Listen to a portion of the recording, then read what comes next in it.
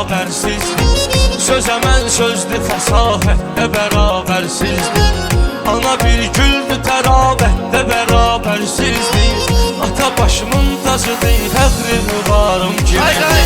Ananın yoxluğu bir qüssədir, qəmdir. Anaya cənnətlik vəd eləyən Allah.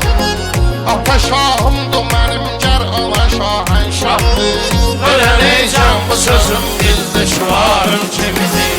Atanın qazandığı hörmətə qurban olaram. Anaya layiq olan izzətə qurban olaram. Ayağımın altda olan cənnətə qurban olaram. O mənim bağlı yollarımda aşarım kimidir.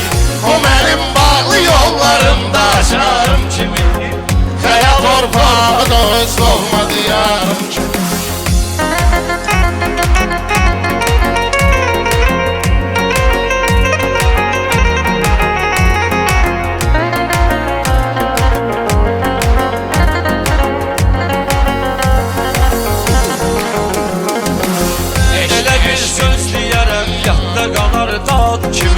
Bərbadı bərbad olar, abadı abad kimi.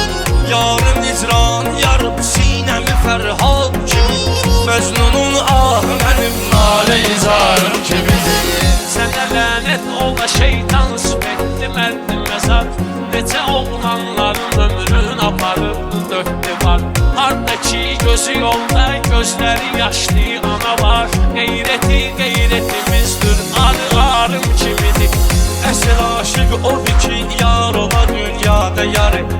Elə aşıq eləyər yarı ilə iftikarı. Bu yaxınlarda çıxıbdır təzə surət qatarı. Dağ yarımçıq qara sevgi qatarım kimi.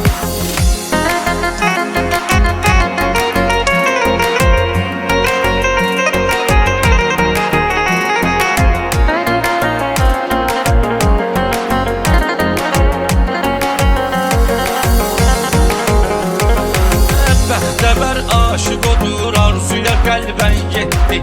Nə qədər aşıq gör sevgili yar incitdi. Heyif ibadətəmi bu günü görməyib getdi. Hikmətə çox deyərdi ki, yadigarım kimidir. Hikmətə çox deyərdi ki, yadigarım kimidir.